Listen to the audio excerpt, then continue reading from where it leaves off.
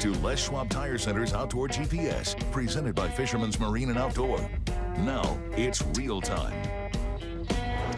Welcome back, everyone. We're joined by Jim McNair. He is a knife designer. And by the way, just a cool job. Okay, everyone.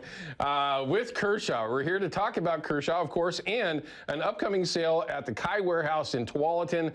And there's a lot of different types of blades out there. Kershaw, of course, and others from the company. But first off, Jim, it's good to see you. Hey, oh, careful now. I'm kidding. Now, this morning, I got a full disclosure here. On our Facebook page, I mentioned this morning that, I got a knife designer in, and I'm over here messing around with blades because I will literally, he mentioned earlier, geek out on these things, right? I love this stuff. And I made a mistake, and I cut myself, okay?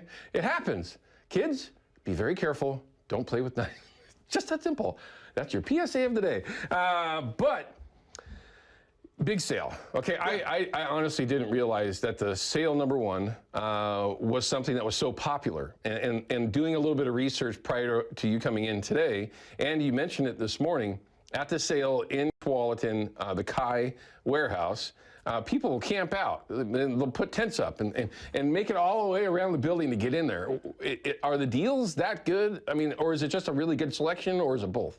It's a bit of both. I mean, we have a lot of different things. It varies from year to year because it's a warehouse sale. Sure. So one year we may have less of this or more of the other things. So I think there's a bit of that mystery to it. Okay. All right. I get it. So these are folks that have participated in it before, most of it, or a lot of the time at least. We get a lot of people that we see every year, year after year. Yeah. It's very interesting. I mean, I know that a lot of us that are I'm not watching, I'm doing this. For a lot of folks that are watching this, they may not have been aware of it. I quite honestly was not aware that the sale even occurred. Now, this is something that you can take advantage of the 1st of December. That's Friday, Saturday, Sunday through the 3rd. From, I believe you said it was 9 to 5? Yep, 9 to 5, and then on Sunday, 9 to 2. 9 to 2, okay? Put you on the spot there on that one, didn't I?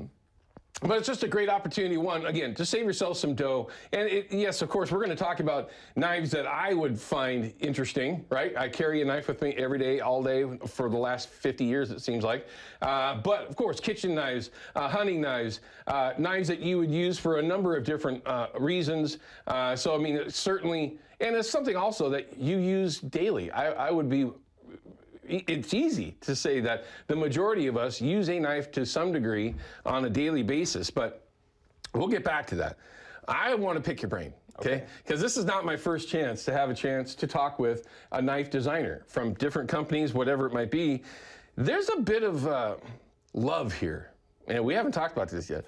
But in order to do what you do, you've got to really, it's a passion, isn't it? You have to dive in. I'm not trying to put words in his mouth. Everyone has had a chance to meet folks like him. But you have to be able to dive in. Am I missing that? Is that? No, not at all. Anything like this, if you have passion for it, it shows in the product. Right. And he's only shown me a handful of designs that he is responsible for, along with others, of course, because he's got a team of people that put these together with him. But this isn't new for you. You've actually been, and I'm cheating now. Here comes the professional side of me. You were designing knives out of wood when you were a kid.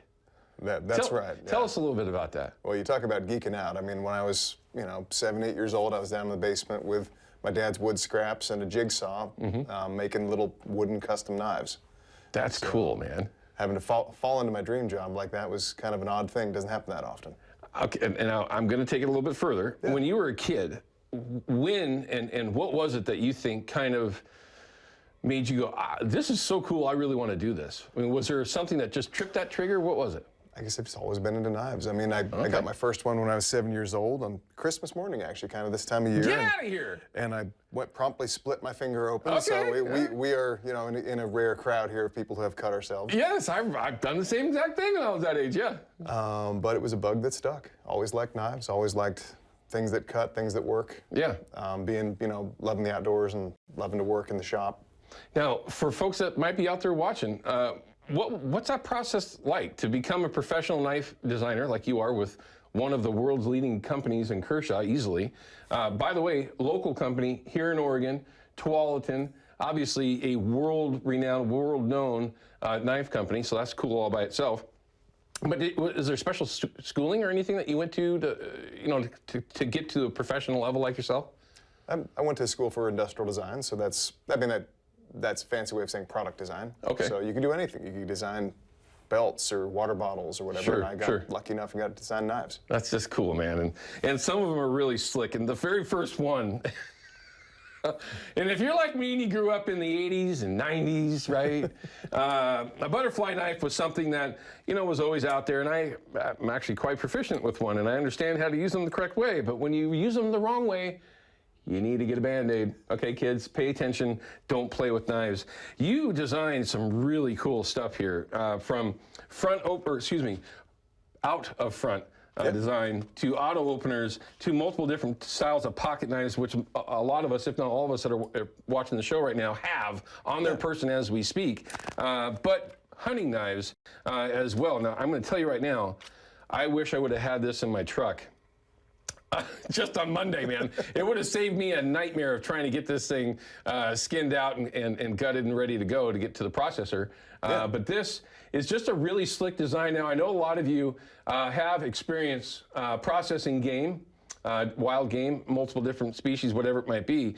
But a gut hook has a tremendous amount of uses. I mean, it's like a zipper, especially if it's one that's designed correctly. I love this design that you worked on, because of the way that it's not so deep, which a lot of those gut hook knives that are out there are. And nothing wrong with that.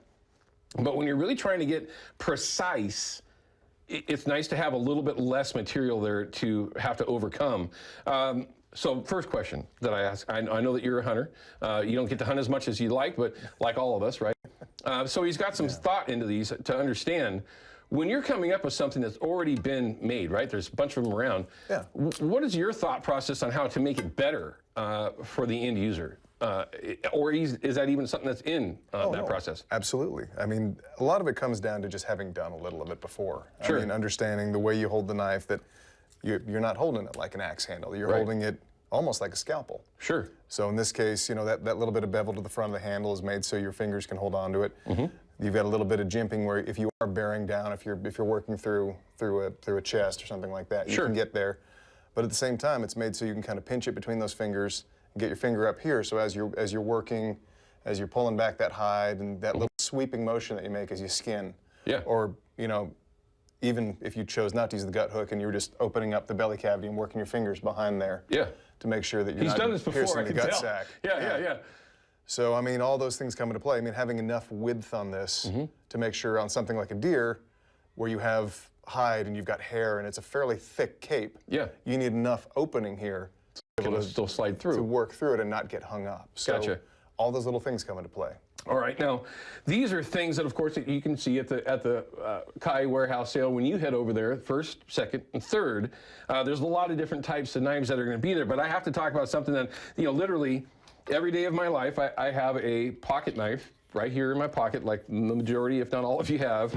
I wanted to talk about some of the ones that he's designed to make our lives more easy, no matter if you're an outdoors person or not, right? And also about some of these that are here that you will find at that sale. So don't go anywhere. We're going to continue to talk with knife designer Jim McNair from Kershaw in just a couple minutes.